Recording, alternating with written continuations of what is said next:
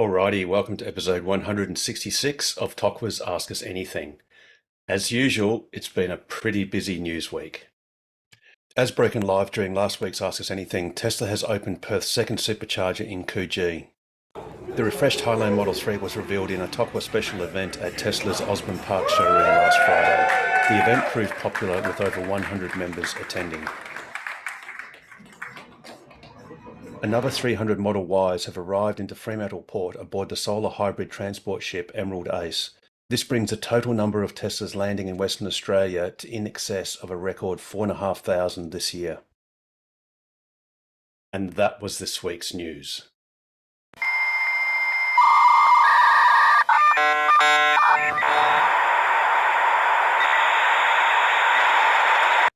Indeed it was, and there were actually a few other news items that I just did not have enough time to get into the news, but nonetheless, very busy week.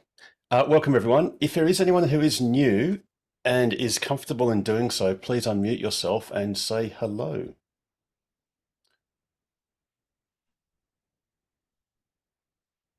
Or perhaps do that a little bit later on in the program. Alrighty, so I was going to say hands up who went to the Highland event, but I think a lot of us did. It was, yeah, it was pretty cool. I guess something to start off with is, has anyone got any comments about what they saw and were they pleased with what they saw? Well, I actually had a chance to test drive it earlier yesterday. Of course you So you did. bought another Tesla? No. Very tempted. I didn't think I would be, but I was actually tempted. Actually, there was a really good long range in inventory, not the current model, not the Highland, but the older one for a really great price. But that went last night, went very quickly. That was just as tempting. But no, what I was surprised at is I thought it would take me a lot longer to undo my muscle memory and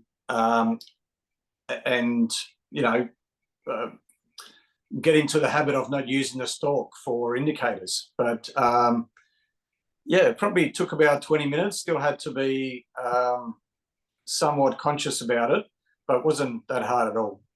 Mind you, I wasn't doing any sort of tight turns in a car park or anything like that, just driving around Osborne Park, but doing a lot of turns. But yeah, it was fairly straightforward. It's good that they've got the right on the top and the left on the bottom, because that makes sense. Because if you're turning your steering wheel to the right, you're sort of going that way, and you're going sort of down if you're turning it left. So that's intuitive. So yeah, that was really good. One other thing I learned was the questions were obviously with no stalks, how do you shift gears? So obviously swipe up on the right hand side of the screen to go forward and down to go reverse, and press park to park it. But the question is, well, what happens if the screen goes black, if you have a problem with the screen? Now, we couldn't test this during the reveal because we didn't have the key card. But if you take the car for a test drive, if you press up the top where the lights are and where the hazard lights button is, and if you just press on the two empty spaces, it's actually touch sensitive now, and it comes up with drive, reverse, neutral, park. So you can actually, similar to the Cybertruck, which has it in line, this has it going the other way, but it lights up as long as you've either got your phone connected with Bluetooth or you've got your key card registered. The key card, by the way, doesn't go behind the cup holders anymore. It now goes where you would have your phone, where the wireless charger is, which sort of makes sense. Yeah, right, cool, interesting. Did anyone else have a thorough look at the car and got any comments about it? It seemed better put together. You know, like it seemed like a very well. It was solid. Like I slammed multiple doors. Like the tongue that was underneath where your arm sort of sits closer to it, connecting into the car, you know, for the side impact. But the sound, it sort of felt like it was very solid and better built. I noticed the difference between my 4-year-old Model 3 and the latest one. It seemed all round like they've thought about things a bit better and things like that as well. Like they've learnt and improved upon the car, and that's just the standard range that they had. That was just brilliant. I think they've come very far. Sorry, yeah, you go. One thing I really love, and it was a pretty hot day yesterday, I was there around midday, is the ventilated seats. So with the ventilated seats, I wasn't sure how effective it was going to be. I had them in my Lexus. That was like a 10-year-old Lexus, and it worked well. I've seen in other cars that had it where it didn't work very well at all, made hardly any difference. But this was very effective. I mean, the pores do get clogged over time with ventilated seats, so the feature becomes less effective over time. So I was conscious of the fact that it was a brand new car, but it was very effective. It was brilliant. It was really, really nice. Yeah, I had that on when I was sitting in one of the front seats on the Friday night, and you could definitely feel some cool air in the nether regions. It also, I think it's going to be hard to spot out on the road and go, oh, that's a Highland Model 3 and that isn't, unless they're beside each other. I know the lights are different on the front, but and the back, driving along, it's going to be hard to spot. They're different on the back as well, Nigel. Yeah. One thing that is quite different is the reversing light is right down the bottom in the black part, the black plastic part down the bottom, which was a criticism that one of the guys brought up, a valid criticism, I'd say, which is if you're at the lights and you're right up, within a metre or two of the car, and you put it into reverse because you're trying to back out, let's say, you thought you could pay for your parking ticket at the actual exit gate, but it turns out you can't. You put it in reverse, you're trying to get out.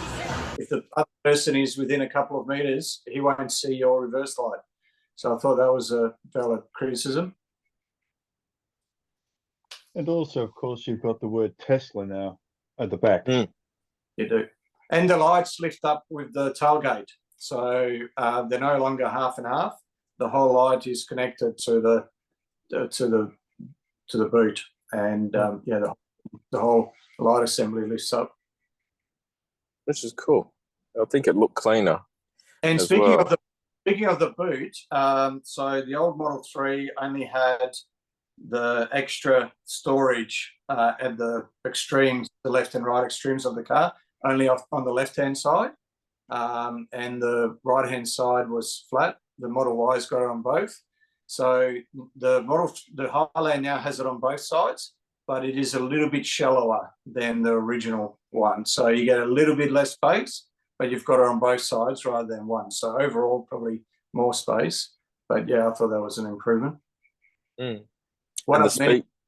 subby is no longer in the right back. They've split it, and so you've got 6-inch ones underneath the boot sort of stuff. So it's like underneath the partial shelf, if you call it that. Yeah. And that's really good. That'll be good for sound and that sort of stuff. It'll be even. There's just so many little things that all add up. It's brilliant. Well, what's amazing is that they didn't change the battery, they didn't change the drivetrain, yet they changed 50% of the parts on the car. So it shows you, there's only a few things that you can see cosmetically that are different. So it shows you how much progress Tesla makes under the skin, stuff that you can't see. I found the steering felt like it had more power in the power steering.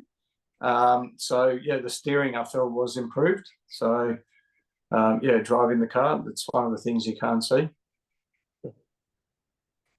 Yeah, absolutely. Awesome. Alrighty. So I've been really distracted because I've been trying to find, frustratingly, I haven't found it yet, Rob Dean's YouTube video showing various clips of the actual reveal, which then shows some of the details. So, for example, I think as has already been mentioned, the auxiliary lights in the bumper, which back up the hazards, indicators for that matter, brake lights and tail lights if the boot is up. So, and he had some other good footage actually showing you swiping upwards to the right of the touchscreen to go forwards and downwards to go in reverse. That was Robin that took that footage when Harry moved the car backwards.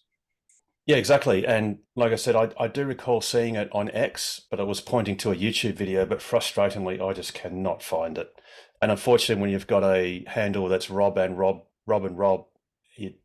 I know he's got a YouTube channel, but I just can't find it this minute. And we haven't got James as our producer. Yeah, I was going to say, where's James? Where's James? James would have found it for me, but never mind. We'll push on.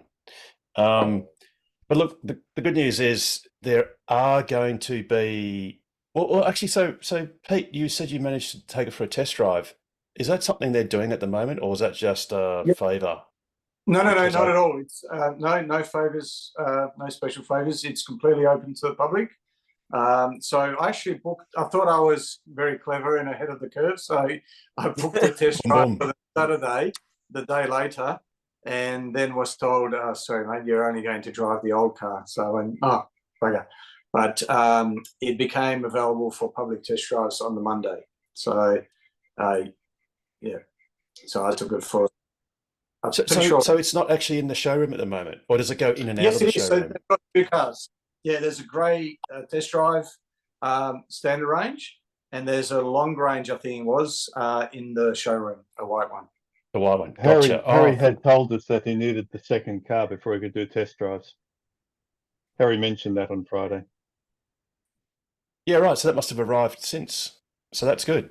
That's very good. So there are a limited number of test drives you can do right now. Yes. Yeah. Yeah, and I'd encourage everyone to go for a test drive, even if you're not considering the car, because it's a really good experience. I really enjoyed it. Really good to sort of compare, to an existing Tesla. I love the styling. I can see Alex has got it there as his background. The styling on the grey one, the front lights, it was sitting right next to Model Ys, a Model Y on each side. Yep, there it is. Alex doing some Matrix moves there. It was some Neo moves. It was really. If you see the car on its own, it doesn't stand out as much as it does when you see it next to a Model Y or another Model 3. And it does actually look quite different. For the better, I might add. I really love the styling of the new one. And I think it's good because Tesla has been accused of aging. Well, not aging, but, they just persist with the same look for quite a while. Whereas, nearly every other car manufacturer does an annual, at least cosmetic refresh of some sort. And Tesla doesn't really do that. So it's great to see that quite mature model now being refreshed. And, we obviously look forward to which for us is a new car, the Model Y, also being refreshed perhaps next year. They say that they won't make a cosmetic change unless there's a benefit to it. And you can see that, the nose goes down, or, there's a bit more of a hump to it. So that adds to the air effectiveness of it. And that's why they're able to get a bit more range with the same drivetrain and same battery. So, a lot more aerodynamic. And the back, there is a benefit in that the indicators are now much bigger and much more visible. One of the criticism was that the indicators were too small in the previous model. So, yeah, and the fact that they've actually now all the light cluster is connected to the boot, so there's not split wiring loom, is a benefit as well. So you're right, Pete. A lot of the changes, which actually are aesthetically pleasing, also importantly add to the value of the car, or at least reduce its cost, which is what Tesla's always doing. I'll put the link in the description for you, Harold, for Rob and Robin's video. Thank you, honorary James. James 2.0. James 2.0. And here's some of that footage. I won't go. It goes for 4 minutes. We won't do the whole 4 minutes, but I just love that. Was a great Yeah, reveal. That's just very good touch. I Very- reckon like- he put some champagne glasses on top. They would have stayed there once he pulled that cloth off. Oh, that would have been a champagne moment. That really Yeah. would have. That That was a really pretty would have. cool move. And I guess if you had spilled the glasses, it would have just been a blessing anyway, literally. Yeah. So Yes, would have been a yeah. Exactly. Oh, look at these YouTubers getting in there, getting their little Yeah, cameras in there. Yeah, get out of my yes. way. Get out of the my way. Yeah, yeah. God, jeez. No politeness there. Just get the fuck out. No, just barging in. That's it. Yeah. The quick or the dead. Yep. It's like they're at the Louvre or something, man. And look, there was a great Just a turnout. quick one, Harold. Mm. Yes. You said about changing cars and changing models. Tesla gets all this stick for it. Volkswagen Golf has been produced, I think, since 1973, and they're only on the Mark 8. So they don't change them that often. No. And the Porsche 911, I don't think's changed a lot either. So No. Yeah. there So is not something to be- everybody changes them And they're every both year. very successful cars. Yeah, exactly. If you're still winning formula, don't change it. Yeah. I used to work for Toyota, and they do a model change every 4 years and a facelift every 2 years. Was their Yeah. standard. Yeah, absolutely. And this image here is courtesy of some troublemaker Ooh, that yanked off those are the nice. aero covers. So they're actually nice wheels too. Yeah. Oh, cool. bit more organic. Yeah, absolutely. It's quite pleasing. I mean, it means that the old wheel covers aren't compatible, but I mean that's okay because you get them anyway with the new car. Don't forget, obviously, you'd have the T logo in the middle and the 5 Oh, Yeah. covers. yes, So Yeah. if you actually wanted to have your car, that way. That was a good turnout. Yeah, it was very great. Yeah, I had to unfortunately leave early, but I think there were about 100 people. So it's great. It's a great thing to see, and it's an impressive car. And this is our first official refresh that we've actually seen in a proper showroom in Perth. Yeah. You know, and thankfully it's not going to be the last. And that's a great picture there. That is actually part of the pedestrian safety. That actuator there fires. lifts It's the a bonnet. pyrotechnic, and it fires to lift up the bonnet. And what it effectively does is it gives probably about 6 inches of additional brush zone, because if you imagine the bonnet actually sitting snug against this seal, there's not really a lot of give because a pedestrian's head would hit about here. And by these actuators firing, it actually lifts up and it separates the bonnet from the car at the hinge point. I don't think there's a close image of that actually, but there's a mechanism whereby it basically, like I said, gives you about 6 inches of give so that the actual bonnet itself can properly deform to match the form of the pedestrian that it's hit. How does that So- work with the Cybertruck? Sorry. Yes. Oh man. Anyway, it almost be It'll worth it to be nicely hit by a wrap- Cybertruck, it'll- wouldn't it? Just It'll be the nicely first one. wrap them up, and then there you go. You can bury them in that. It's okay. The pyrotechnics are that hot, they actually melt the actual bonnet just a Yeah. little bit, so it's softer. Actually, I was out for lunch and I saw all these bloody Rams and Oh, that does, yeah. other ones, and I walked up to it and I just went, yeah, if you get hit by this, you are definitely effed. Any of Where any of I those would rather big get trucks, hit you don't by a want to be hit. Cybertruck, which would be half the size of that bonnet. You know, Half the 'cause height, yeah, half the Not height quite of that. half. Sorry. Like Oh that. yeah, but enough that you would fall over onto it at least. But either way, I don't want to get hit by either of them. Enough that you would- You'd be cactus. but enough to eventually survive, which makes all the difference. Exactly. Now, since I know we've got Chuck joining us from deep into the future. Oh yeah, Uh, he's ready it's- for nap now. Yeah, exactly. Now there's Do- quite a few. I do get a bit tired earlier these days with the with the 3 hour difference. I do find myself nodding off a bit sooner, but I'll yeah, try. exactly. So look, there's some exciting snippets, and you know, in fact, actually, I'll preface it with there's some great things happening with the WIEV network, which is relentlessly being installed, powered up, and commissioned.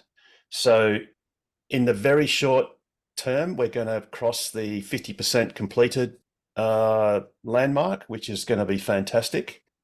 But there's actually some great progress on the NRMA's nationwide EV highway, and that is courtesy of Alistronics, which is Hunter in Alice Springs. And basically, there is an NRMA fast DC charger being installed at Alice Springs and Tennant Creek as we speak. Very good. And that really is a great That's a bit of great progress. early on too. Yeah, and look, all they need to do is their next job should be the Barclay Homestead, Elliott, Birdham, Catherine, Adelaide River, Timber Creek, Davenport, High Tree, Yulara, and they're all in the Northern Territory. Camberwell, just one place in Queensland they need to install. Yep. And nowhere else. Then Marla, Yalalta, Nullarbor, South Australia, and finally Willair in WA. So that's all they need to do, and all the other sites on their map are basically duplicates. So come on, NRMA, you're doing well to install at Alice Springs. That's going to be great for people going between, well, basically north-south between Adelaide and Darwin. Or I guess people in Melbourne doing a mini loop if you want to sort of go, up to Tennant Creek and then turn right at Three Ways and go to Townsville. But also, Tennant Creek's great, and Alice Springs. In fact, Tennant Creek's very good. It's just 20 k's from the turnoff.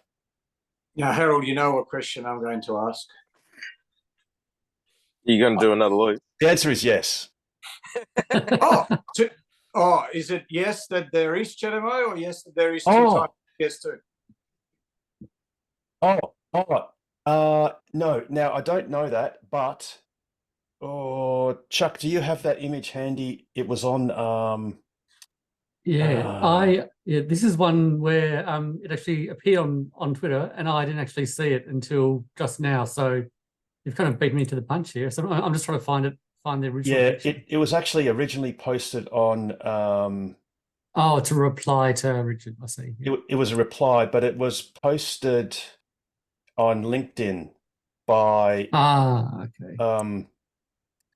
Actually, it's on TMC. So sorry to bore everyone while I look at this, but basically the NRMA has installed. It's actually on PlugShare.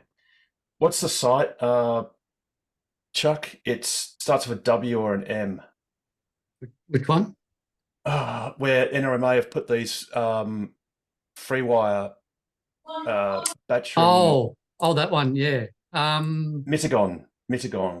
That's it. It's Mittagong. Mittagong? Yeah. So here it is here. So it's actually at Mittagong, and these are two FreeWire battery-backed fast DC chargers that they put out 150 kilowatts, and they have a 160 kilowatt hour backup battery or internal battery, and they can be fed with as much as 27 kilowatts of three-phase AC down to, well, not very much. So, for example, you could easily plug this into a 32 amp three-phase outlet and basically charge cars all day. Well, charge quite a few cars per day at 150 kilowatts.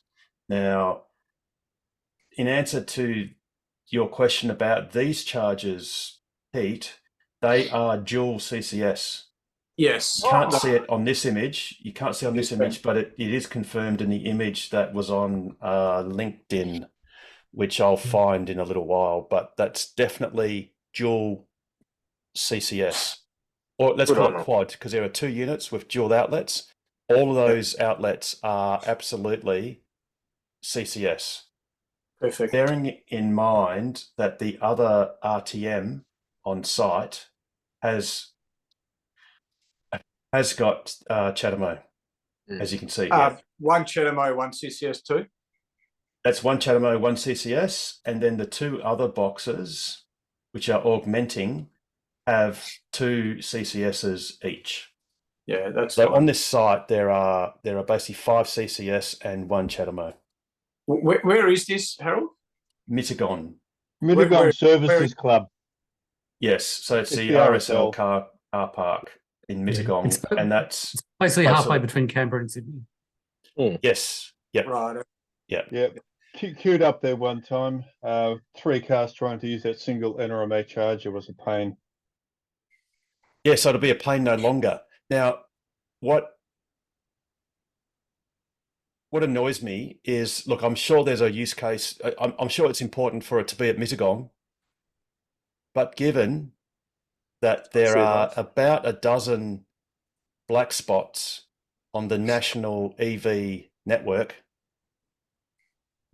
why not just put a couple of those units? You can put them immediately at Nullarbor Roadhouse Yep. and so many other locations, you know, because the RAA regrettably is insisting that 7.6 kilowatts of AC single phase is adequate for Nullarbor Roadhouse and Yalalta, west of Ceduna.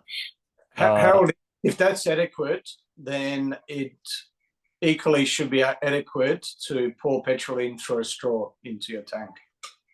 Yeah, exactly. And why would you do that to yourself? You know, why would you do that to yourself? And, you know, I have an open invitation for Chris Bowen to join us on Ask Us Anything to explain, you know, the benefits of the National EV Highway, and what he did to announce that was a great thing, and it's a great initiative.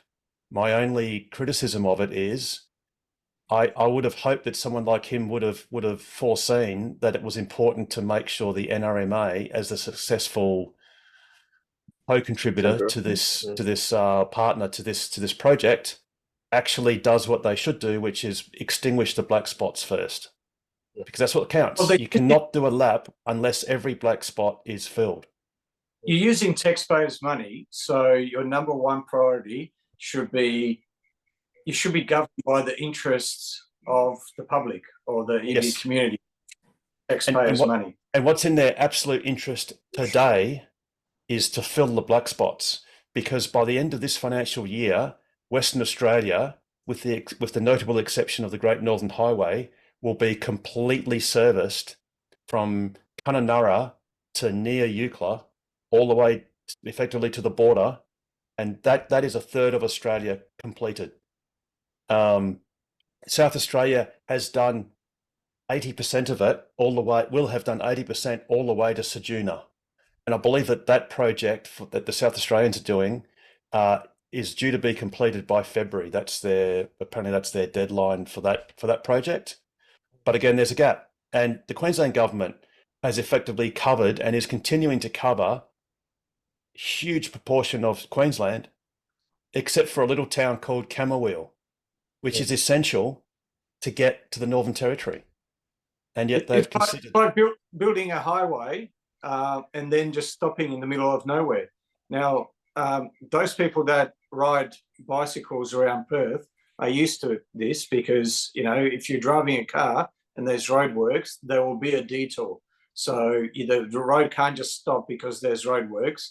Whoever's doing the roadworks has to come up with an alternate route. But if you're on a footpath or a cycle path or riding a scooter or what have you, it will just come to a complete stop, and then you're supposed to, I don't know, call for a helicopter. But you can't expect EV drivers to drive across Australia on a lap, and then what? The road just stops, the charging just stops, and there's a gap. And what are you supposed to do?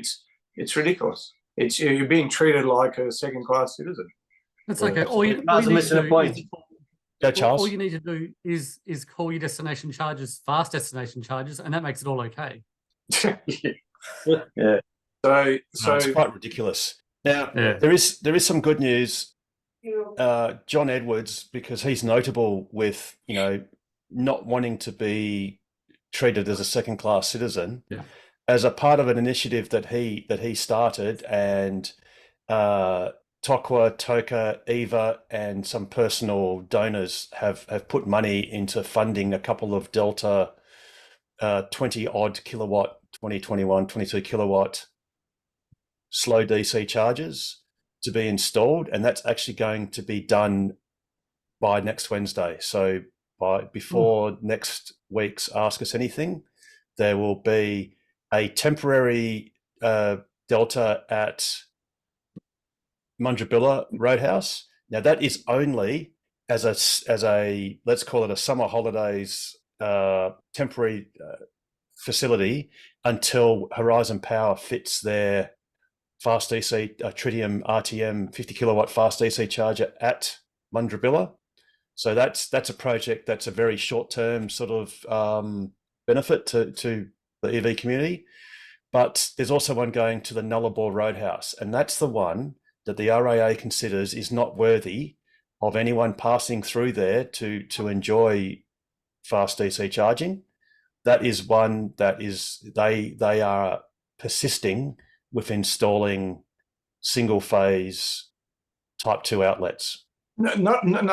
I think what they're effectively doing is downgrading the charging Absolutely. ability. Yeah, Because the 3-phase socket, you can charge 11 kilowatts on that very easily. You can even charge 22 kilowatts, as you know, with Harold's chargers. So to go from 22 kilowatts or 11 kilowatts to 7.6 is a downgrade. There is no other way of sugarcoating it. It's a downgrade. It's spending money to downgrade the charging speed at a charging location. Makes zero sense. Absolutely. And what frustrates me is, even though Nullarbor Roadhouse is on, and by necessity is on the NRMA map, and even though they could install one of these tomorrow and literally plug it into the 32 amp 3-phase outlet that is at the Nullarbor Roadhouse and basically declare victory, walk away, and the job's done. Yeah, right. That's all I need to do. Now, having said that, to give them some kudos, and sorry, I'm just flicking around screens, but to give them some kudos, they obviously are installing at Tennant Creek and Alice Springs. Now, we don't exactly know what they're putting there. They will probably just be standard 150 kilowatt, probably Chem Power units or something similar, because it's got proper grid power. But they've also installed this test unit, which are 2 Tritium RTM 75s with a battery-backed solar-powered generator. Well, sorry, it's a diesel generator backup to solar-power battery storage. Now, what frustrates me with this is, and good on the NRMA for doing this, for installing it at Earl Dunda, or also known as GAN, is this thing looks great. It's fantastic, but they're installing it on the basis of it being a test unit, so they're trying to actually get test data. Now, if we just have a little look, now bear in mind, I guarantee you that any Outback EV driver, by definition, has to rely on PlugShare to get to Eldunda, because if I just zoom out, there is nothing on a network in this part of the Northern Territory or even parts of South Australia. So the only way you found Eldunda is via PlugShare. And if you're in the middle of nowhere, you are going to check in and say, I was here, because that's just what you will do if you're in the middle of nowhere, as opposed to if you're at a supercharger. There are probably 100 people that use a supercharger every day, and maybe one person or two checks in on PlugShare.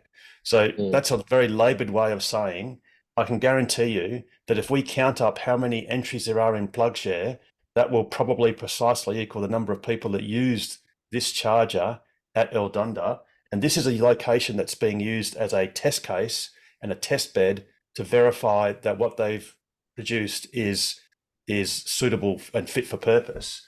And if we zoom in to PlugShare and have a look at the check-ins, and we'll just go and view more, there are 10 of them.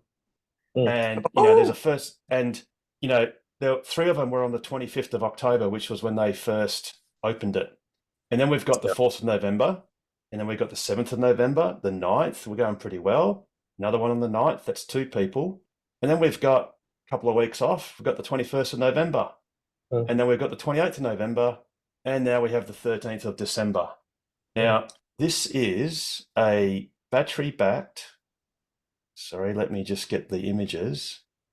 So this is the site. I don't think I can make this bigger. Oh, yes, I can.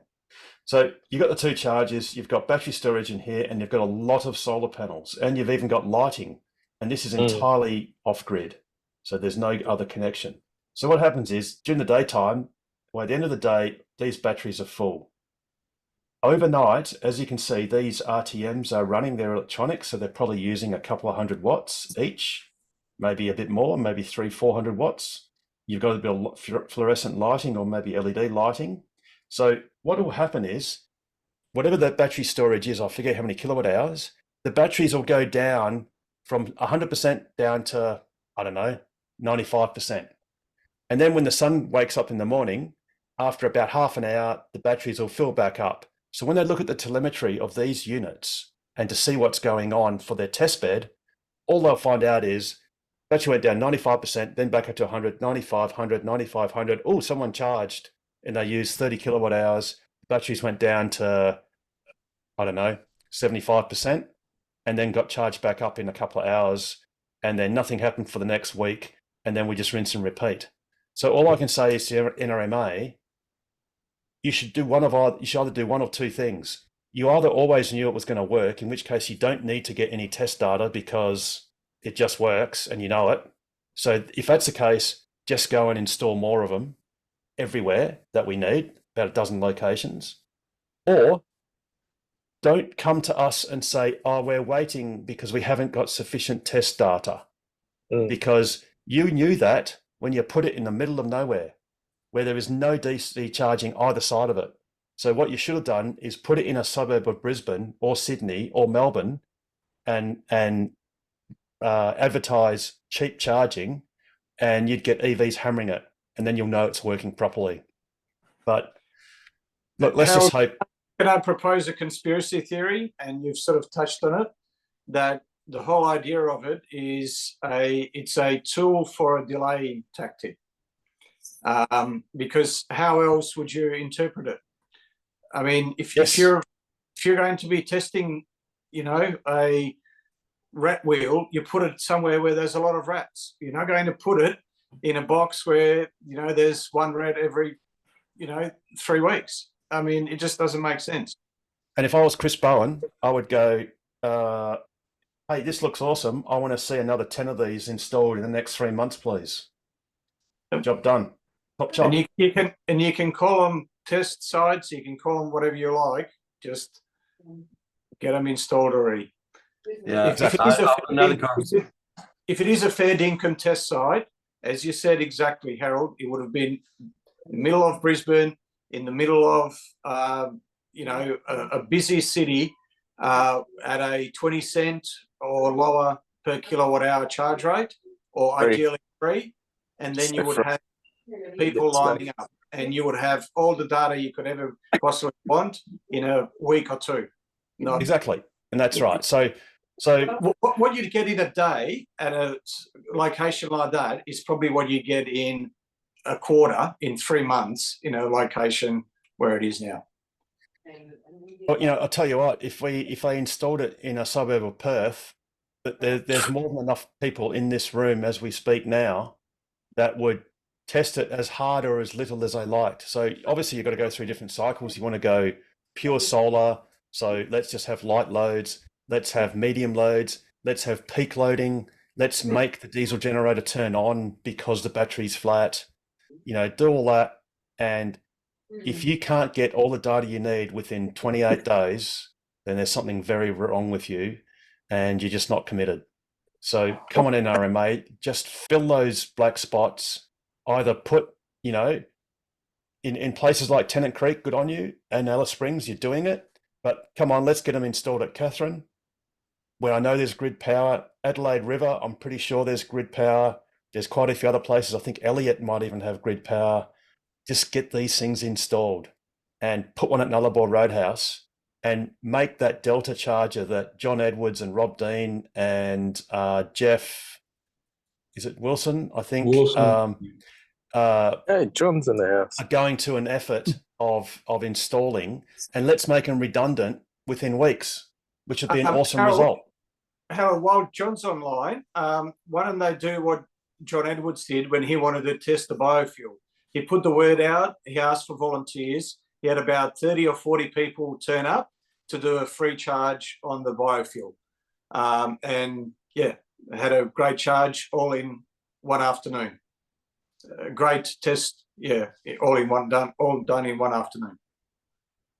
Yeah, absolutely. And actually, I'm really glad that John is on, because I am just looking. Oh, here we go.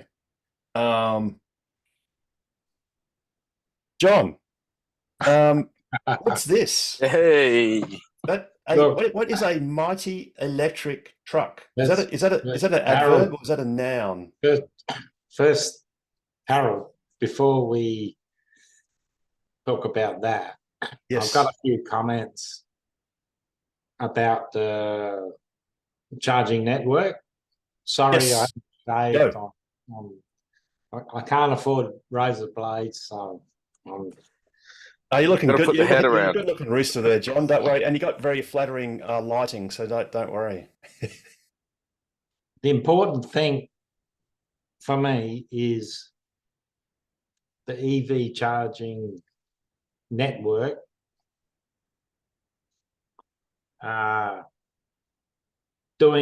Being done by the WA government is awesome, and it is a result, Harold, for sure, by the lobbying the EV community has been engaged with, right?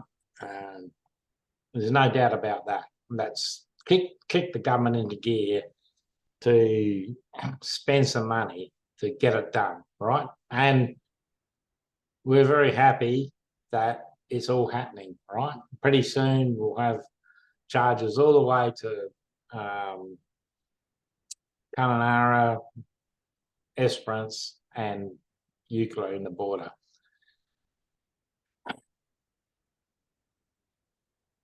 Absolutely. Go, John. Keep going. This would not have happened if it hadn't been all the dedicated EV drivers ganging together to lobby the government to fucking make it happen, and we made it happen. And initially they did the Esperance to Kununurra, but they forgot about Norseman to the border, and we did a lot of lobbying to get some more money, which they did to do Norseman to the border.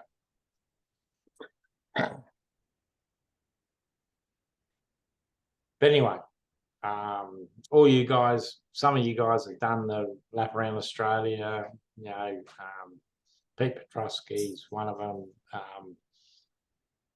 You know, Harold, you've done it 4 times. But we know the Nullarbor is lacking in infrastructure. And recently we had a EV, you know, the what do you call it? The EV Expo. yeah, EV Expo. Awesome. And we had all these guys queuing up at Nullarbor. It's clearly a place that's been forgotten about by South Australia. Anyway, look, cut a long story short, I'm not going to take up your whole video tonight, but I'm driving that mainly because my mum lives in Adelaide, and I'm doing the Nullarbor frequently in my Kona, and Nullarbor is a sticking point. It's the place that's never gonna, you know, that's the one. That's the one. And people are queuing up there, and there's 32 amp power point. And we need to do better. Oh, that's me there. And that's the iconic Ionic there. And luckily I was charging 20 kilowatts because I had a box with me. We're going to put a box there, right? The EV community has donated generously to put a 22 kilowatt box there. You know, and that, you know, it makes me proud to just to know that the few snoozers that are going across there. And look, we got a donation from Canberra, Ava Canberra, in this campaign to, yeah, and that's Mundrabilla. We're going to put one there as well. Yep. That means everyone who's driving, it doesn't matter, you know, Kona or Ionic or whatever you're driving, or you can do 22 kilowatts. You know, 1 hour and fuck off, you know. That's what we want, you know. Hey, John, can I interrupt? Just in regards to your crowdfund, that link that is on the Driven article, that's a broken link. So if anyone's trying to add more money in there, it just ends up with a broken link. Okay. So, yeah, not sure if, and there's nothing on your Tokiva Facebook page, or so maybe put it up, yeah, or tell us where the link is, so the people that are here in this room, if they wanted to support your efforts further, so they know where to go to donate. Thanks, Pete. Also, Let us know. Yeah, thanks for that. Put it in the chat if you can, John, in a few minutes, and then we'll get it up. But I mean, I think it's pretty well fully. I'm guessing it's funded. It's overfunded already. It's funded, right? So there you go. So you know what? For me, it's very heartwarming that the EV community of WA and Canberra, they put some in, can see the real need for. I mean, 22 kilowatts is just the basic DC charging. You know, we want 150 or 100 kilowatts, whatever. But without that, just what we got now,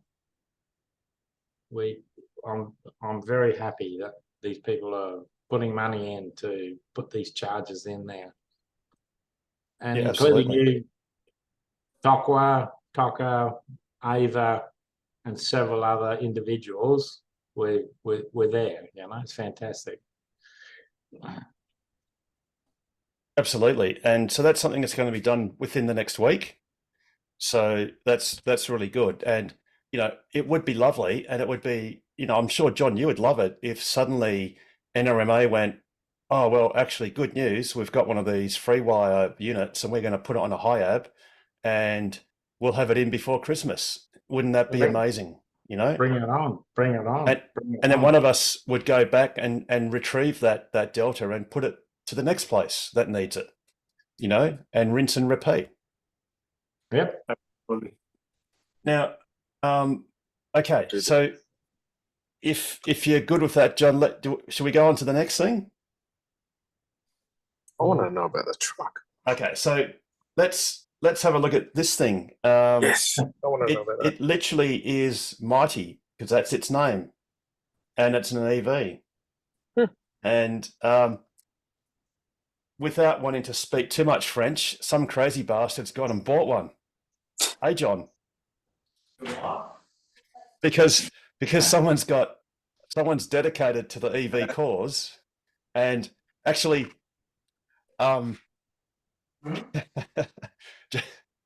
it's been a long stated commitment of mine to definitely buy a Tesla Semi and drive it around Australia.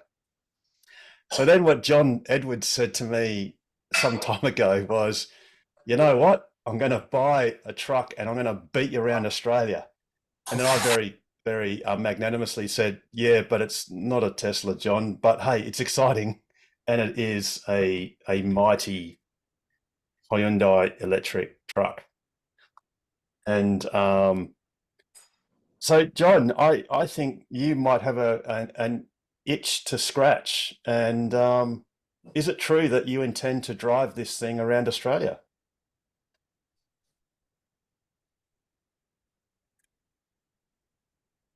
Well, the answer is yes. Very good. I'm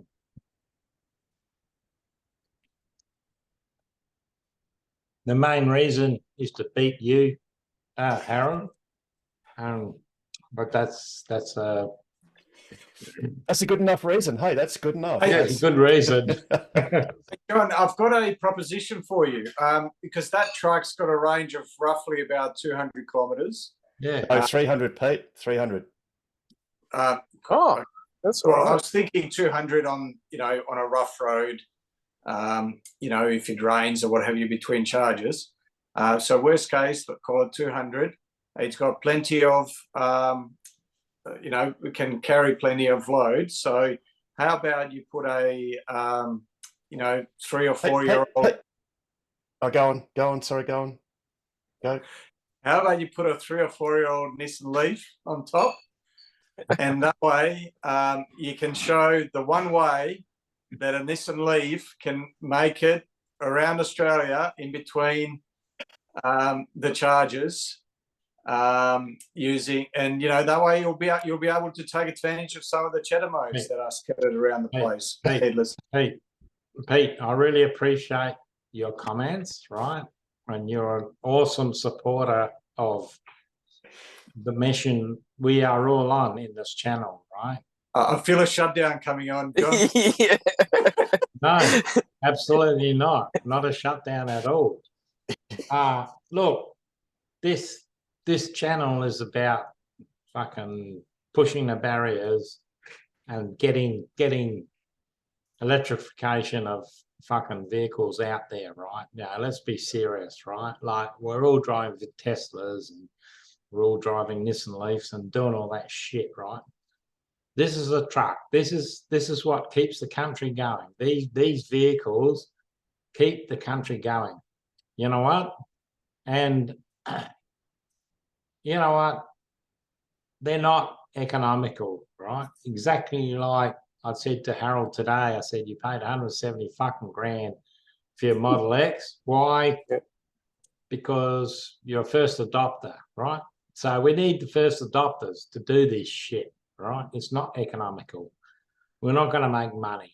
But what we're going to do, we're going to improve these vehicles can do it, right? So, look, I'm a lunatic, exactly like Harold.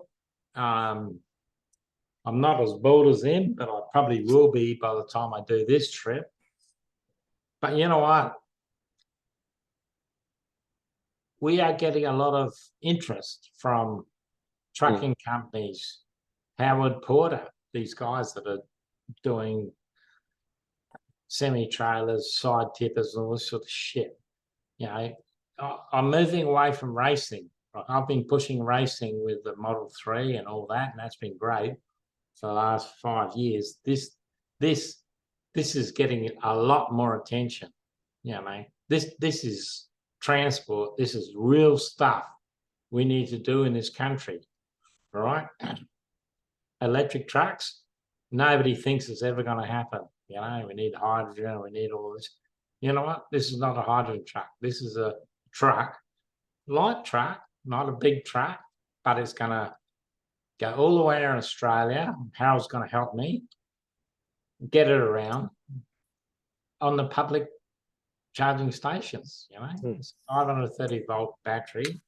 It needs the high voltage charging stations. That's it.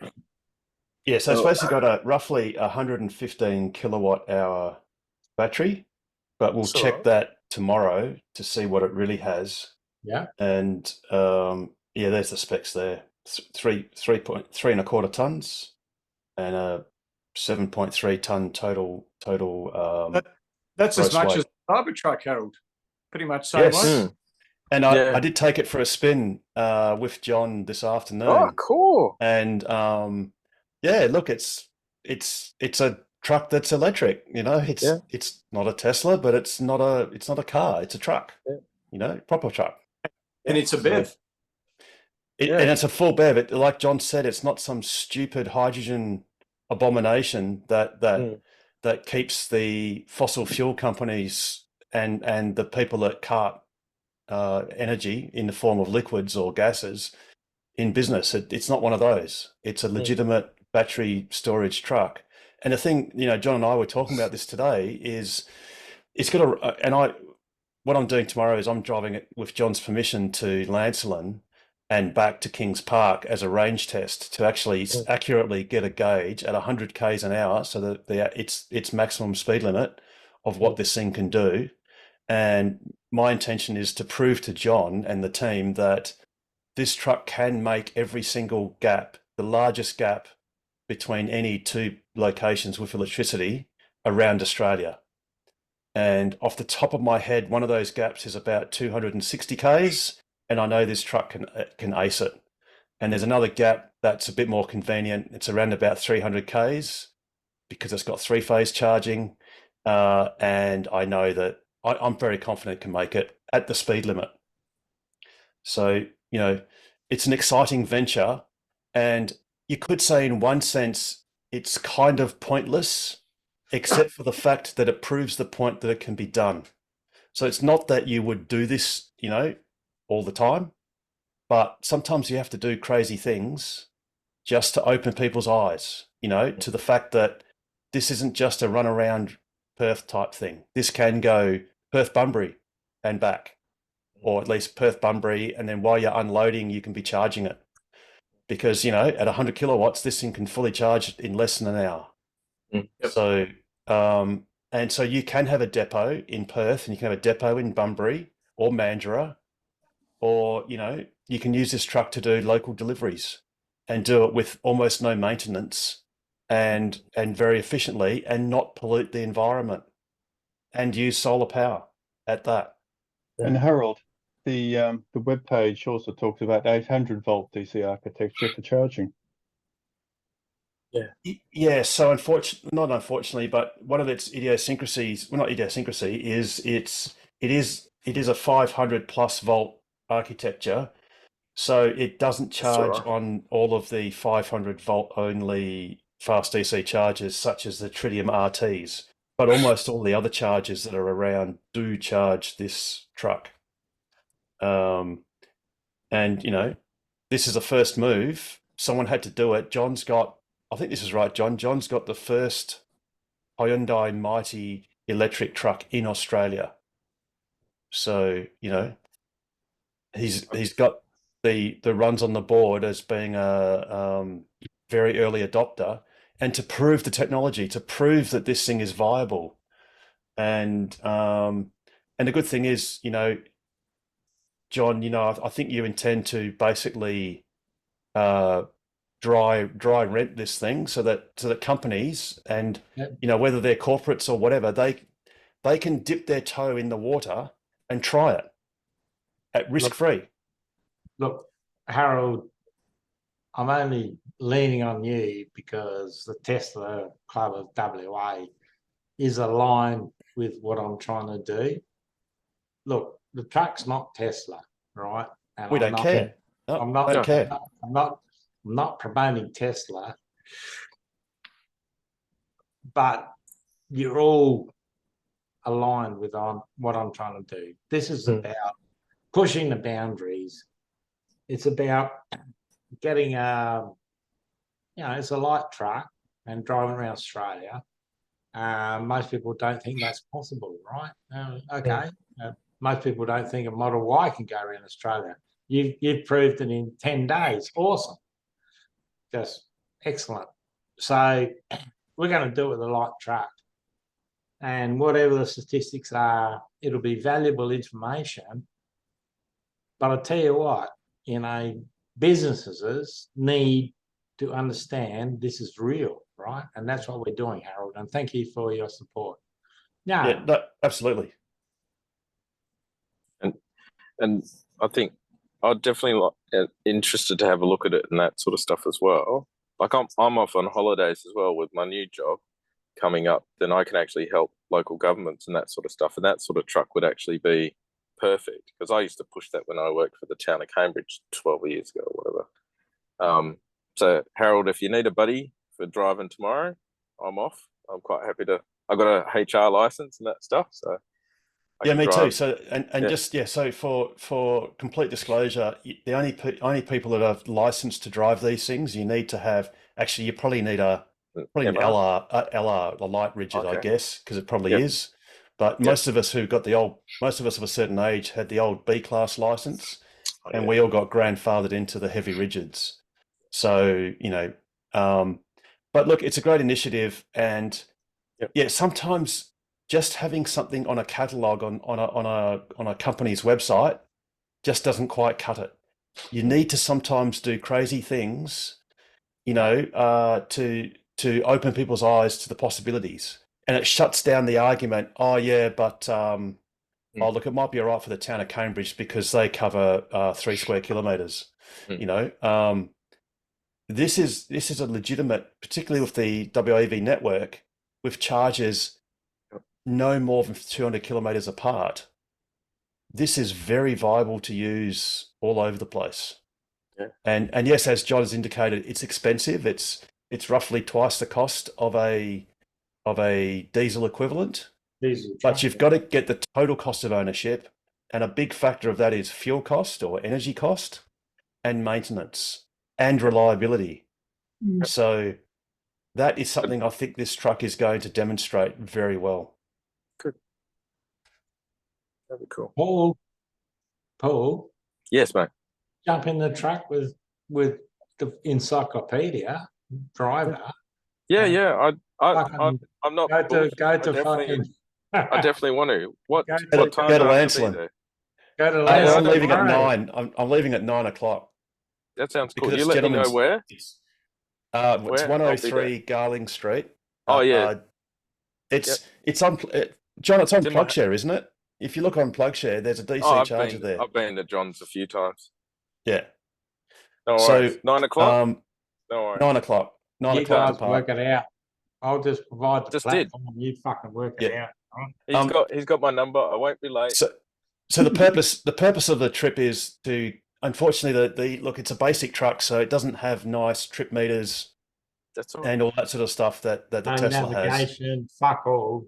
Yeah. Yeah, it doesn't have navigation. But the idea is It's not a Tesla.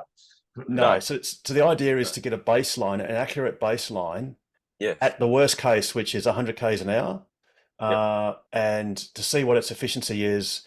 And then later on another time, with John's permission, we'll get a baseline at a different speed, at perhaps 90 k's an hour, or maybe even as low as 80, to get an accurate reference of the polynomial that describes the efficiency compared to speed. Anyway, forget And, all that shit.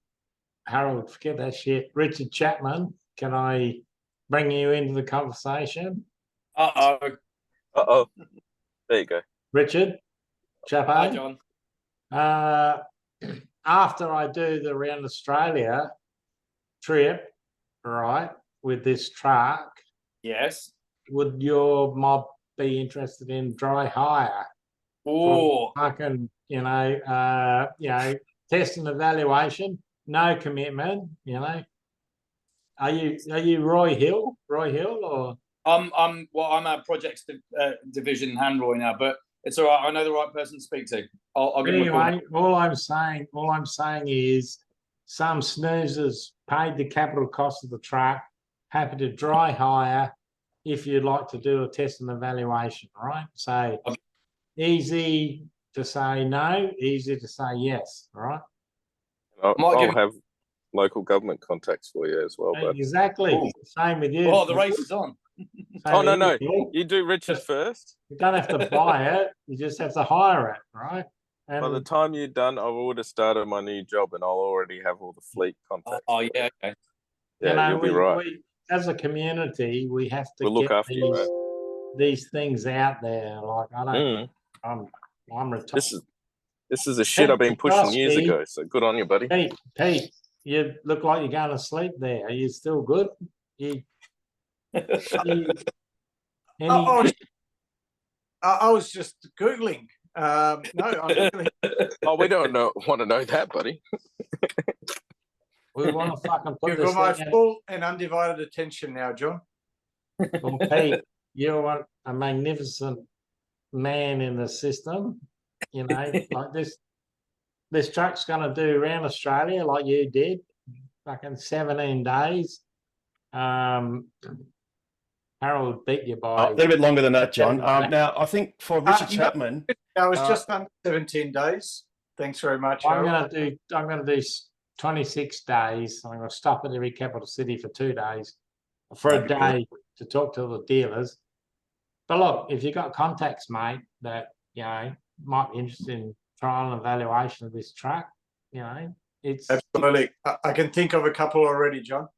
Now, John, I think for Richard Chapman, Richard, you might be interested in doing a dry hire, but I dare say that you'd probably want it in a different colour. That was very fast. Gotta make it pink. Oh, that was It's gonna great. be pink.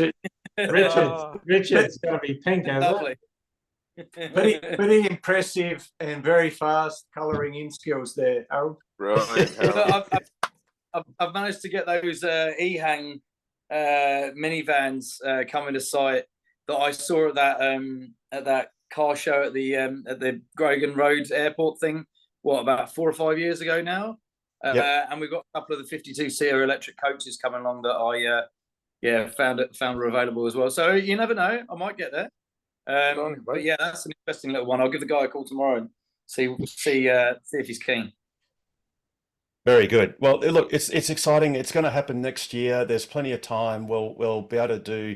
John, you'll be able to give us some more updates on progress and dates and all that sort of stuff. And obviously, we'll follow along on the socials, and we will promote it as well. You know, there might be a few cars that might, for part of the trip, go along. You know, maybe to Geraldton or something as a bit of a convoy or whatever. We can do some silly things like that. Awesome. Send off would be great. Yeah. Send off, yeah, it could be a send off, a bit of an escort. There could be all sorts of shenanigans that some of us crazy people might be doing to promote it along the way. And it's exciting times for electrification in WA. And When's the start? I don't know. Well, there's no official date yet. So, but John will work that out in due course. It'll be. Look, I don't want to put words in your mouth, John, but it'll be next year.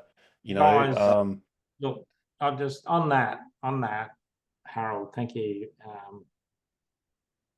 As you mostly know, I did the Perth to Sydney Marathon with the Tesla Model 3, and we got a significant, very generous sponsorship from Ampol, from AmpCharge.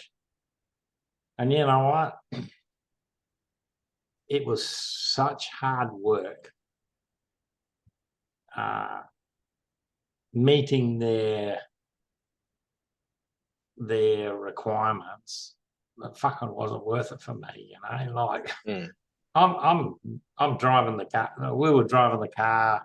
We were doing the charging. Like all the things that were really important to me were, we fucking did it. You know, we did a 5,700k rally against 80 petrol cars, and we got there. 15 didn't make it. We did out of you know, charging with renewable energy. Not interested. All the real key things we did on that rally, they didn't care about. You know, it was all about fucking got to plaster the whole car with AmpCharge all over it. And this is the big one, guys. You know, I'm not sure if you're all familiar with it.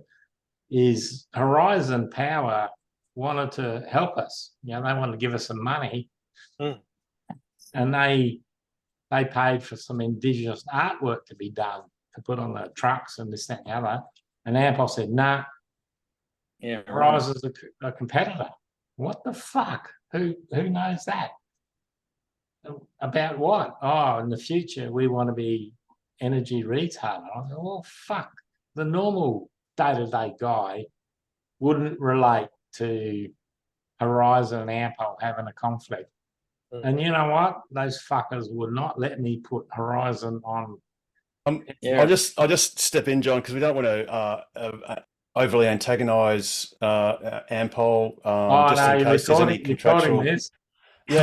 So look, look, Peter, I just a want to corporate- finish. I just want to finish. Horizon still put their money in, even though we couldn't put theirs. Yeah, and that's a great thing. And look, not the problem. Corporate companies, have an obligation to shareholders to maximise return on their shareholding, and that's what a corporate does. And that's where, for example, NRMA, I sort of regret a little bit that in my own humble opinion, when you've got federal funding, taxpayer money to a corporate entity, of course, you know that the economic imperative always wins, and always bet on a horse called self-interest, because that's the only one that's trying. And so, we really want corporates and everyone to do the right thing for all of us as a community. And look, make no mistake, that's what John Edwards is doing. And this is going to be John in his truck with a few co-drivers, basically having a great time driving around Australia to prove it can be done. And that's what really counts. And What I'm saying is, I'm not pushing a brand. I'm pushing the mission, right? Yep. Which you would understand, Harold. Yep. This is about the mission and the achievement, not the brand. So that's all. I've got a great suggestion, and it's just live off the top of my head, and I'm going to dob you in on it.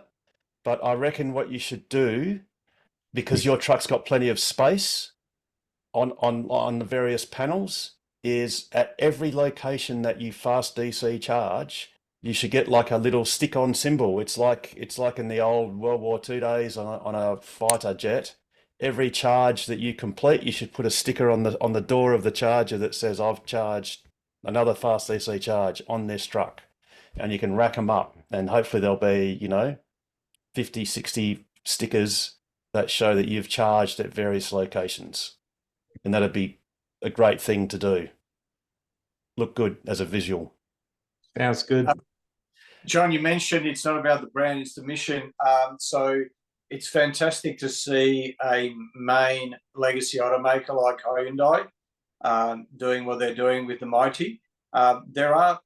It's not the only one, by the way. I think it was Rob Dean that drove the Photon at one of the EV meets at Sydney Dodd a few months ago, and that's in the same category, light truck, BEV as well, a pure EV. There's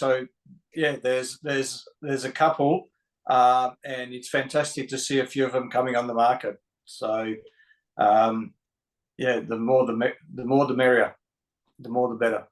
Yep. And look, John, it's about time you got your name on the list, mate. I think it's currently at about 31, so you'll be about 32 or 33, and that's going to be awesome. About time you manned up and did the whole lap, and not just do this zigzagging across the Nullarbor and all that sort of stuff. Just do the whole lap, mate. Well, I've got some predecessors giving me some encouragement, so thank you, Harold. No worries, John. All righty. Let's see if anyone else has got any other questions or comments. Actually, Chuck, before you go into a semi-catatonic state, have you got any news or any little bits of any charging snippets or any other developments? I don't think so. I think the stuff that you found about NRMA was probably the biggest general national news. But it's probably worth mentioning the huge spike in supercharger activations around the country. So you've just had Coogee in the last week. There's also been Albury, Holbrook, and somewhere else. I've forgotten. There's been so many, but there's been 4 in the last week. And Albury Coogee? was a T4. Yeah, that's it. Yep, 16 stalls, biggest one. Yeah, and there's also been discoveries of 2 more under construction. One's at Port Macquarie, 12 stalls. So that's between Sydney and Brisbane. Yep. And one at Stawell in Western Victoria, also 12 stalls between Melbourne and Adelaide. Yes, I went past Stawell. Yeah, absolutely. Yeah. I remember it distinctly. That's where you got the stall gift. And that's it. That's on the Western Freeway, where I think near there was a huge pileup a few days ago. But anyway, because there was some unseasonable fog. But that's awesome, Chuck. That's fantastic. Happens. Yeah, the stall one in particular is near Horsham, which is currently only 3 stalls.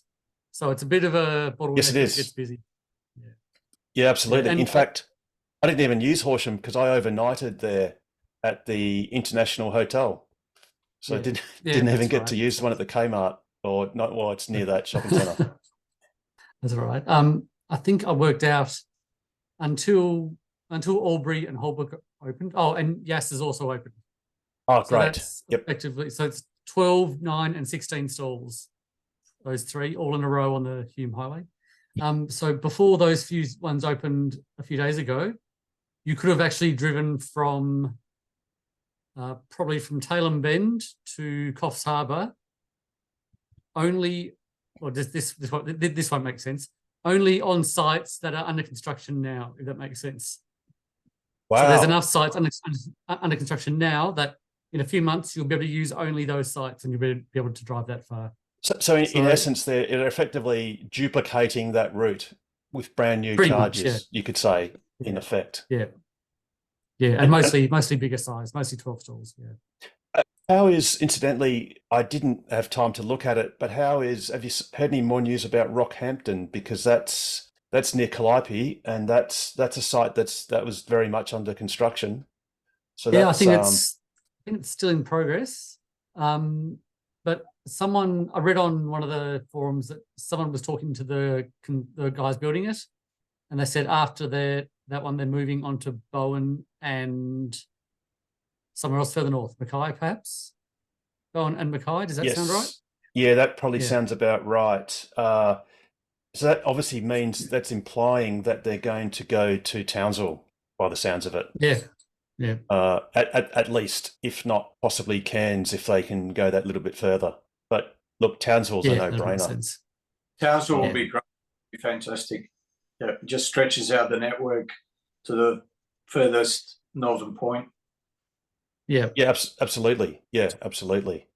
So, that's awesome, Chuck. Yeah, it's just exciting to see Tesla doing this. And, some of it's with New South Wales and Queensland government co-funding, which is handy to have, there's many parts of me that wish sort of that perhaps the WAV network was all done in superchargers. But, I mean, look, thankfully the chem powers have turned out pretty good in my experience. And, there are without giving up too many secrets, it's only going to be a matter of some days before we get to the halfway point. We're at 23 stations now, and the next few days we're going to be beyond 25. So, that's pretty exciting. Now, have we got any? You go on.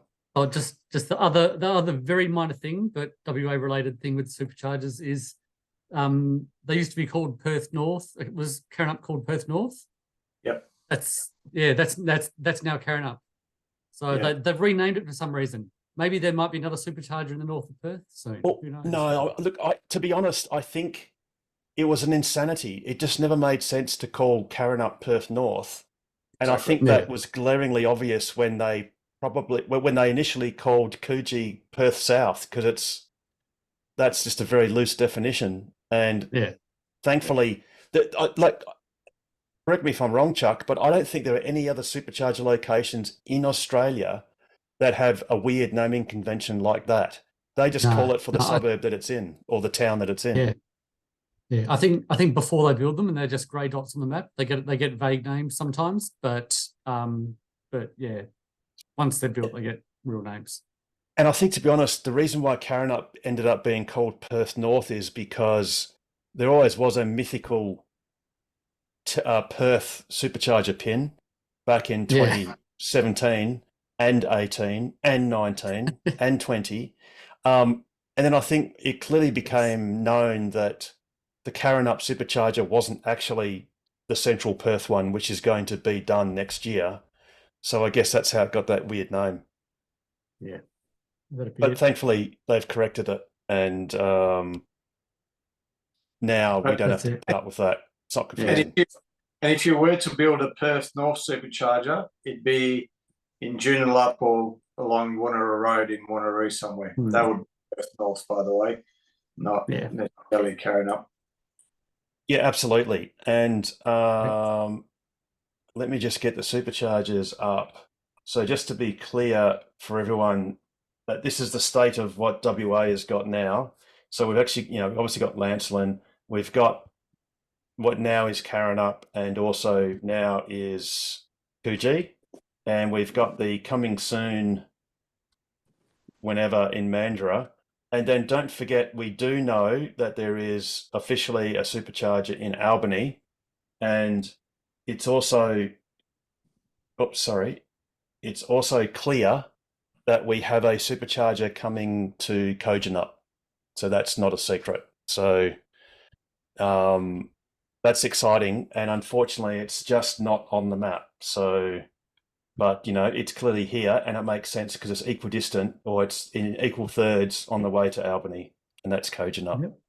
And as far as non-Tesla superchargers go, at the moment, it's only Margaret River and Williams. And I guess probably Kojonup when it comes next year, and possibly Albany will be open, but we just don't know. Coogee probably won't be, and Karrinyup never will be, because Karrinyup at the moment's chockers. Strangely, Yeah, I think a lot of. I actually went to use it on the day that I was leaving Perth. I thought I'll just pop up and top up. No, just cars doing laps, waiting. It was all 6 bays are full. Cars were doing laps trying to get in. So I just left. No, you were there on a. Fortunately, found a name. You were there on a weekend. weekend. I think you were there on a weekend, Charles. Yep. It was Sunday afternoon. Yeah. There is the benefit of, on the other side of Karrinyup, there's another EV DC charger there. I think at the time I thought, I'll just head out. Right, and there's another one at Gwelup as well, which is only a few kilometres down the road. Yeah. Not even a K and a half. In terms of the timeline, if you can pull up the supercharger map again in WA. So we started off with Eaton, what, about 7 years ago now? The end of 2017. Yep. So 6 years ago, sorry. Yep. Followed by Karrinyup. That was, what, 2 years ago now, 18 months ago? And very closely followed by William. So only a matter of weeks apart, I think, from memory, vague memory. And then we got the nice surprise of Margaret River out of nowhere, which was really great. And then Lancelin, and now Coogee. Yep. So Southern Cross is a winner. That's been declared as 2025. Sorry, I just got confused with Q1 2023, but that was when it was a voting winner. So what I'm trying to say is that it took 6 years or it took about 4 years to get the second one. So at the time, twice Eaton had the it was the most supercharger in the world, beaten by, was it Kazakhstan? Kazakhstan for a short period, yes. Until Kazakhstan got 2 supercharger locations, and then Eaton restored its infamous honour of being the world's most isolated supercharger. Yeah, but then in fairly quick succession, we got Karrinyup, Williams, and then followed by Margaret River, Lancelin, and Coogee. Didn't take too much longer, so it is absolutely. Really spool up in an exponential manner. So let's just hope it keeps going that way. Absolutely. Sorry, go on. I was just going to say, just to reprise what Pete said, it was 28 months ago, almost to the day, that the Williams supercharger, which is probably the most Aussie outback supercharger location on Earth, and we just retweeted the video that was taken when it was first commissioned, and it goes something like this.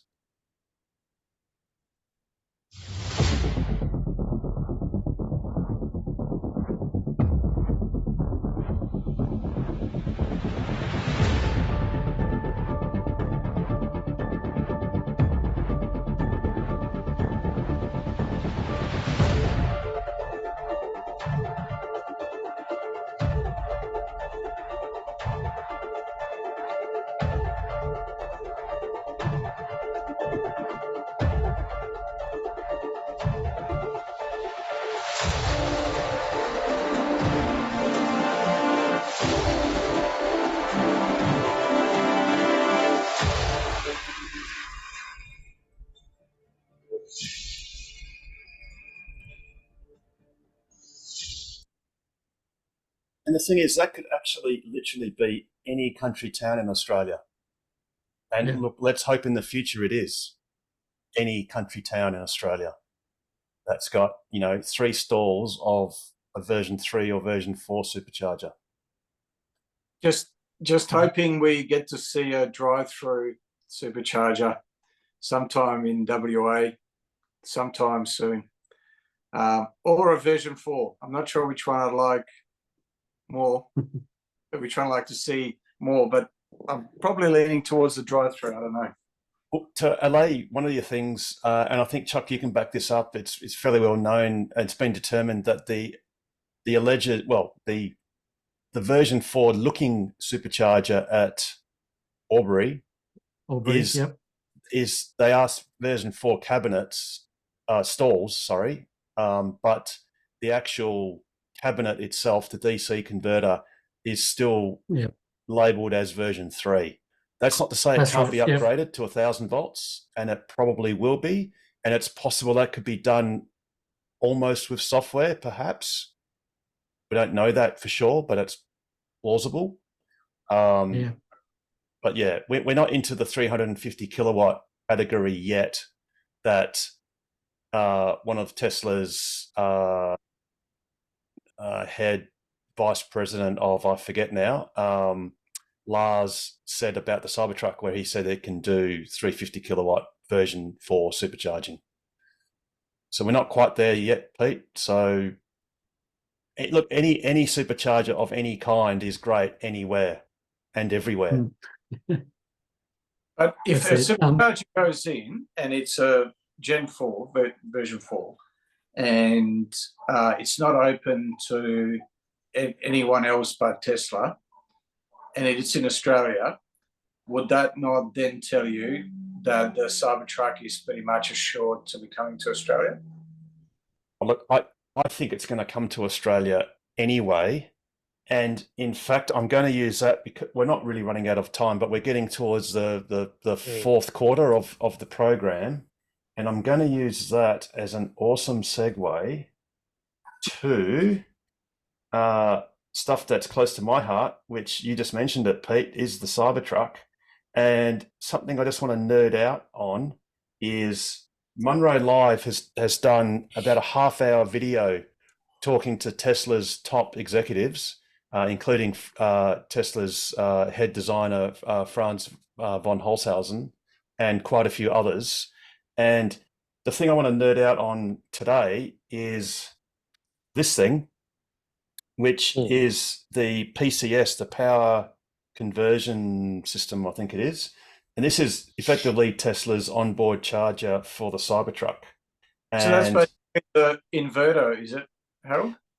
This is the charger. This is the onboard charger. And it does a few things. It does bidirectional power transfer. So I don't think you can actually see in this image the actual DC interface. I think that's underneath. But to the right here, you see these orange pins, and that's your 3-phase and neutral. But in America, it's just 2 lots of single phase because they have a 240 volt single phase system or split phase system. In the middle here are 3 converters. These are the isolation transformers for the power conversion. This is from AC to DC, but it also goes back the other way. And then to the left, these 2 units provide the 3 kilowatts or roughly 1.5 kilowatts each of the 48 volt power bus, which comes out of these pins here. I'm not entirely certain about these. These might, I'm just not quite sure. It And looks like an Ethernet pin setup, doesn't it? yes, so yeah, I think that could be the comms actually. So the thing that interests me is I've actually looked closely at the onboard chargers of a Model X, and also the ones in our Model Ys and Model 3s in the penthouse, and they actually have 3 main power converters, which in Australia we feed one each of the 3 phases to. So L1, well, red, white, and blue phase.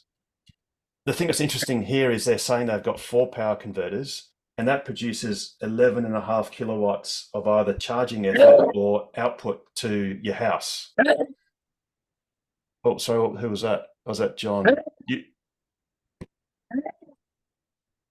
can't hear you clearly, John.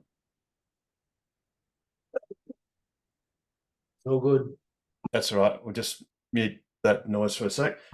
So what I don't know is if we have 3-phase, then maybe one of these units might not be used, which means we might get 3/4 of 11.5 kilowatts, which is roughly, 8 kilowatts, which could make sense too, because if you think about when we've got our charge port, and that's where the power goes to your house out of the charge port, we've got 3-phase, so we could get 16 amps 3-phase, which is 11 kilowatts, or maybe we'll get, if it's 8 kilowatts, it'll be more like 10 amps 3-phase, or maybe we'll get 32 amps single phase.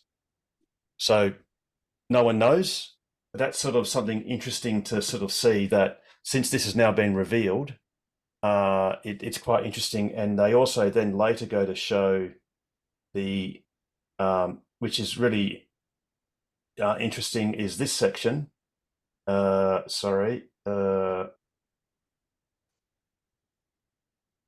This unit here, which actually splits the battery pack in 2 and then basically changes it from a series 800 volt arrangement, which is the bottom, no, sorry, the top figure here is 800 volt configuration, or 400 volt, which means that the Cybertruck can be powered, unlike John's Hyundai truck, which can't be powered on a 400 volt class supercharger. Say at, well, if Eaton was available, he couldn't charge there, but he can charge at Williams at the 800, sorry, no, you couldn't charge at Williams. You can charge at a version 4 at Albury. So yeah, it's pretty interesting that the Cybertruck, has got this split architecture, and Tesla actually showing the actual contactor that does that. It's just got four connectors, and that converts the battery from series to parallel. And yeah, it's I'd highly recommend you go to the Munro Live either X site or YouTube channel, and they also go into the Cybertruck's castings, which are the Giga castings. And if someone else wants to butt in for a sec, I'll just go and find that and put that up on the screen. Yeah, those interviews are very informative. They were really good, and I actually sort of think that sort of stuff should happen more often. As much as we like Elon, it was just nice to hear from the other experts in their various fields and be able to answer questions and that. So it was a very deep dive. I recommend those videos. They're very good. Yeah, no, they're very good. He also interviewed Elon, and what was quite interesting to hear him say is that the Generation 3 architecture, the 25, grand model, is that he's reviewing the plans for the production plant on a daily basis for Austin, and that's they're quite far advanced, he said. So, and he said they're going to be like, no one's ever seen anything, similar before. It's going to be, very novel, very advanced. It didn't go into any more detail than that, but just said it's going to, it's never been done before. It's going to be quite revolutionary.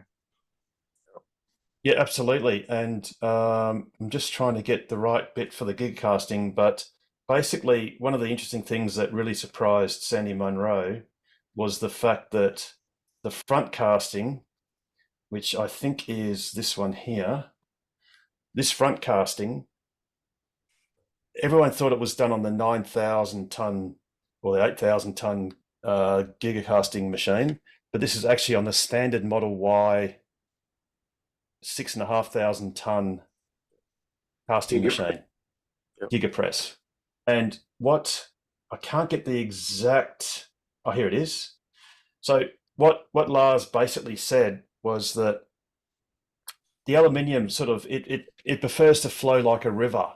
And if you see these ribs, he says that the normal companies, like the legacy car companies, the engineers would just use triangular segments to draw this cross-hatching to get some stiffness and other features. But what the Tesla engineers do, because the people that design the casting and the people that actually build the casting machines, because they're sitting side by side from each other, they actually talk, and they specifically designed this sort of pattern to enhance the flow of the molten aluminium, which means they worked out that they can actually do this casting on the 6,500 ton machine, which means it's one big machine they can save, and they've got interoperability between the Cybertruck front casting machine and the Model Y standard casting machine. So they can actually swap molds and use the same machines. And, they went into some detail in the interview to say that they sort of, on a rotating basis, maintain various parts of the die casting bits of the actual, the molds internally in-house. So they can always guarantee that there are machines available to run and they don't wear out prematurely and all that sort of stuff. So it's just an example of the importance of vertical integration. And, they were talking about this with the 48, with the Ethernet loop. So they've got a twisted pair Ethernet, gigabit Ethernet communications. They did go into details of how many endpoints they've got, and I think from the Model 3 they've saved 83% weight for the power carrying cables just by going to 48 volts. And they even run the audio for the speakers on the Ethernet loop rather than having discrete audio cables and things like that. And this is stuff that none of the other car companies can even dream about thinking about doing. They're just so far behind. It's just almost sad for them. It really is. Tesla's just gonna kill it. And you see that Ford, the F-150, they're reducing production from 3,200 units per week to half that, 1,600. And I think Volkswagen, Sandy Munro, as part of the introduction to this interview series, which goes for nearly an hour, basically said there was an announcement that Volkswagen intends to reduce its production by 40%. And then there was to sell the F-150 Lightning here. There you go. There's a whole new market for your production. Well, it's weird because, they just need to do that, don't they? And well, we need some pollution targets first, because they've got a disincentive to bring that F-150 BEV to Australia. They'd rather dump their dirty ICE 150 here. But mining companies out there that are looking to decarbonise, let me tell you. So, it's like, how can we get the low-hanging fruit? Yeah, okay, we might have to pay a bit more, but fleet sales, maybe we can negotiate. There's a lot going on. And it's very frustrating because it's literally now that this is the opportunity they can grasp, and it's a matter of survival. These companies, Volkswagen currently produces, and I think Toyota, roughly 10 million cars per annum. Well, Tesla currently produces 2 million per annum. Now, by the end of this decade, Tesla is on track to produce 20 million per annum as one company, and perhaps the combination of Volkswagen and Toyota will go from their 20 million per annum Yeah. to maybe 2 The other way. million combined. And if that's what happens, Interestingly- so be it. Interestingly, you said VW's reduced by about 40%. That's roughly by how much the Shanghai factory has ramped up its output year on year. That's producing over 1 million cars now. So just one factory is doing half of Tesla's output at the moment. Quite It's interesting though that both VW and Ford both do recognise the threat and are trying to do something about it. You know, like with Ford creating the Ford Blue and VW CEO, was it Herbert Diess? You know, being quite clear that, you know, what they need to do. So at least they are actually trying to do something about it, even if they fail. Yeah, absolutely. But Well, the crazy... Toyota's trying a lot too. They're trying very hard to sweep under Self-charging. the emission standard. Like Hyundai, Kia. They're trying very hard to lobby the politicians against progress on EVs. Yeah, absolutely. But I mean, how do you compete when you look at this? This is the front steering mechanism, and this is the rear steering mechanism. And because all their engineers work together, this motor is the same as this motor, is the same as that motor. You know, and don't be fooled just because they've got different coloured plastic stoppers. It's the same motor. And as Sandy Munro said, if that's any other conventional company, the engineer at the front steering would go, well, I'm going to buy off the shelf a specific motor for that purpose. And in fact, they'd probably be two different motors for the front, and there'd be a third motor at the back that was different from the first two. So they just don't have a chance. You know, they're not committed. Herbert Diess was, but the Piefke family very quickly ousted him and installed a more Traditional. currently pleasing, reassuring head that says, it's okay, we're all good. Don't worry about it. Let's just keep doing what we're doing because it's been a winning formula for the last 100 years. Well, look what happened to 80 years. Carlos Ghosn or Carlos Ghosn. Yeah. Yep. You know, Houdini. it's just unfortunately, you know, by the end of this decade, when we're still doing Ask Us Anythings and we'll be on to episode, I don't even know what that is. Oh God, don't go there, Harold. You'll Too be late, doing, Pete, it's been said. you'll It's be been doing a said. half-hour show so you can have your nap. It sounds like a good idea, Paul. Yeah. It's going to be episode 516. So, but you know, it's just going to be all Tesla and a bit of BYD. And don't be fooled that Tesla was announced as the second place comer for new energy vehicles in China, because the fact that BYD came first includes their battery electric and hybrid electric vehicles. So on a pure EV basis, BEV, Tesla won. It's the top seller. And, you know, Tesla this year, the Model Y is the top selling model of any kind in a passenger car, of vehicle of any sort.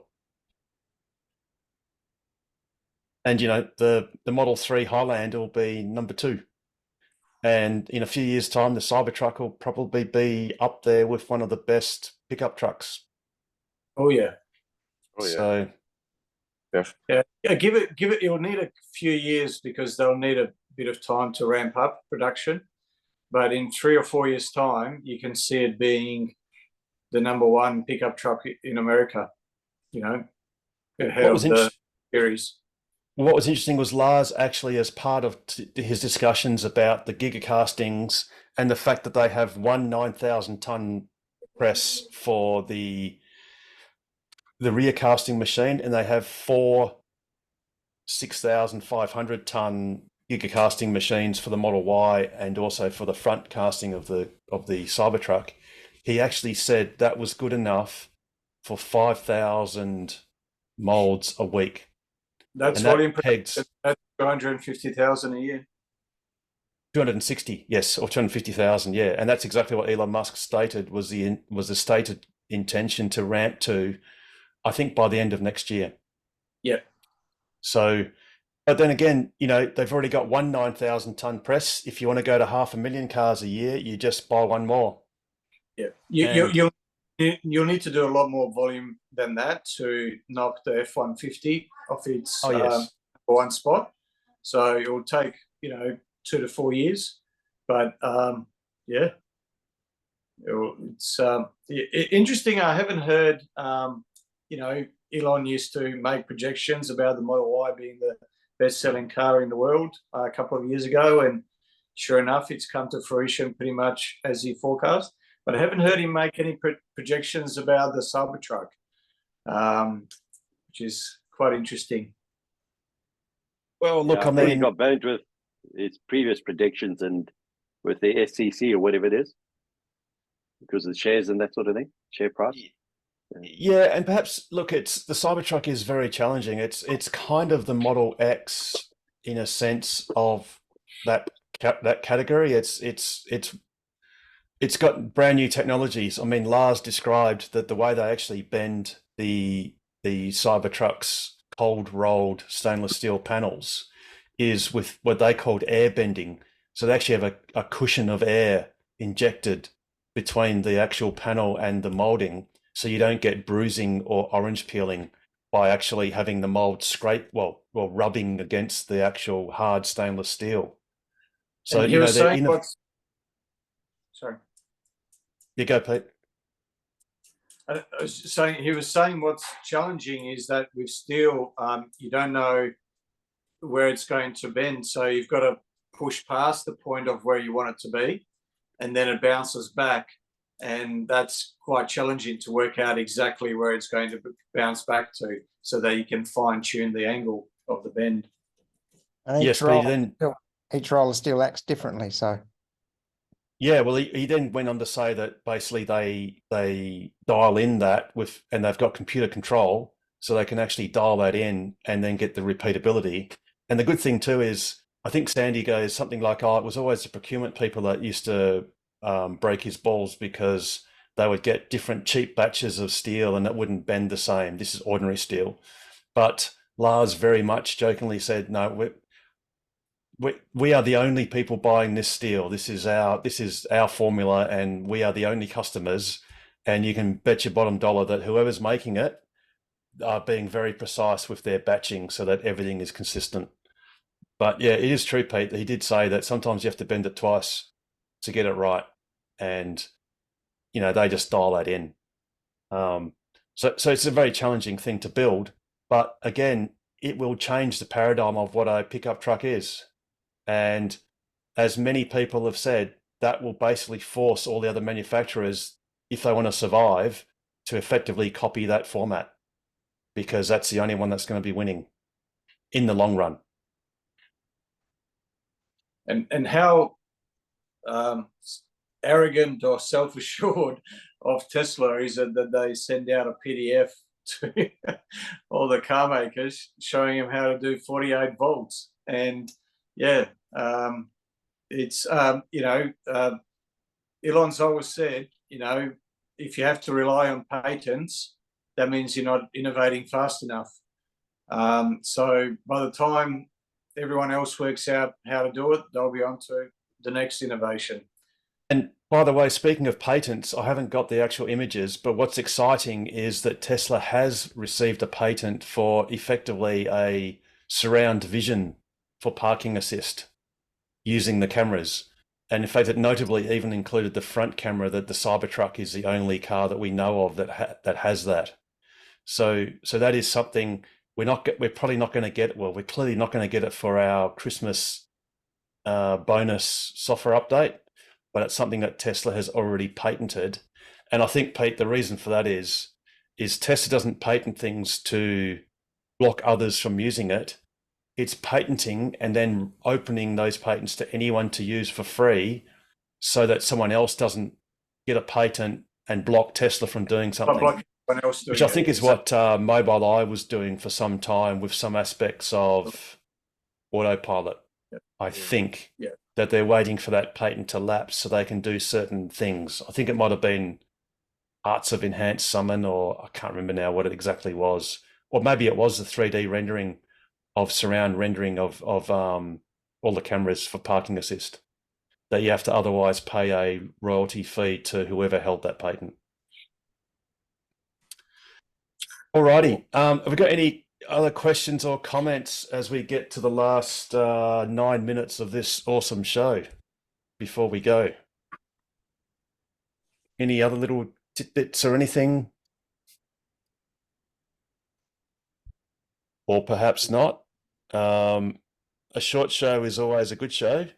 So here's your last opportunity before I ask Pete that customary question. Oh, really? Yes. I can add to the conspiracy theories. Or Go, Nullarbor Des. Roadhouse. They're trying to promote tourism. Sorry, dad joke. And I'm a grandpa, so yeah.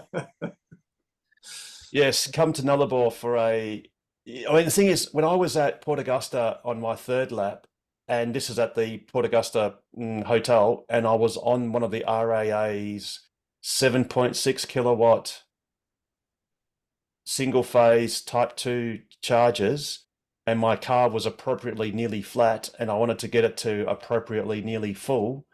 My car confidently predicted that that would take a mere 8 hours.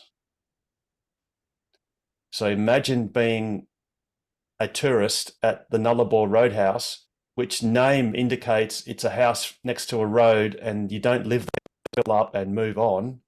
Imagine staying there for 8 hours just to get to the next place, as opposed to 20 minutes if there was a fast DC charger. Not terribly attractive. No. And it's not promoting round Australia tourism or interstate tourism. So, you know, the Olympic Games are coming to Brisbane in 2032. And wouldn't it be nice to think that we could drive our awesome cars across the Nullarbor with a fast DC charger and not put up with what the RAA thinks is appropriate at an 8-hour charging session? No, I think I'll try another mode of transport for that. Absolutely. I'll tell you, I've been away fishing. I just got back last night, but I'll tell you a little story. My brother's son was in Ireland and they rented a Tesla, and they went to this charger and it had a CHAdeMO, CCS2 and a Tesla plug. Next. Oh. So they plugged into the Tesla plug. No, the Tesla plug. It said Tesla, and oh, we've got a cable in the renter car. We have to use that, which was the AC charger. Oh.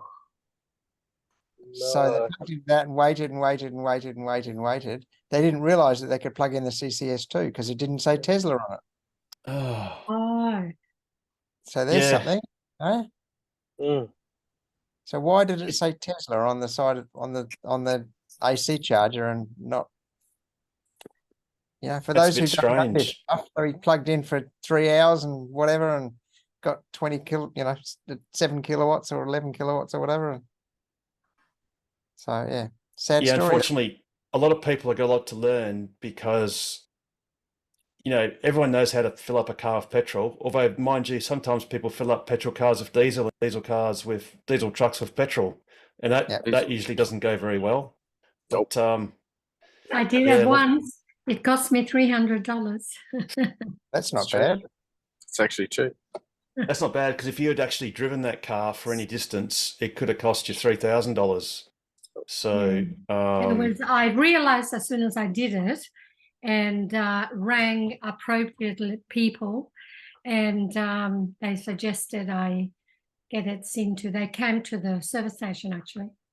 Well, I went fishing last year up to Thevenard Island off Onslow, and we towed the boat up, mate's boat, and he said fill her up. So I filled up 130 litres, put 130 litres in it, and we get 3 k's offshore, and the motor stopped. What's going on? Couldn't figure it out. I put 130 litres diesel in this and picked out. And I said, I haven't been to a service station in 2 years. Why would? So we got towed in. It took us a day to clear the diesel out of the bloody thing. And anyway, so my moniker at the fishing club is Diesel now. They call me Diesel. Ah. So I don't do that. And apart from that embarrassment, I mean, you just did the best part of $200 cold as well. Oh, and we had to have a night's accommodation on shore that we hadn't paid for. So I said, no, I'm covering all this shit. So no, anyway, just my language. So stupid things can happen. Anyway. Exactly. All right. Well, something that's not stupid is the question I'm going to ask Pete.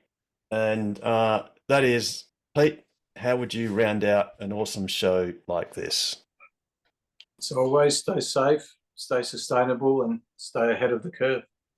And the best way to do that is buy a Tesla, join TOCWA, don't put diesel in petrol motors, and ask us anything about accelerating the world's transition to sustainable energy. Have a wonderful week, everyone. Look forward to some good news with the WEV network over the next few days, and we'll see you on next week's episode of Ask Us Anything. Good night, everyone. Good night. There you go. Great to hear, PV.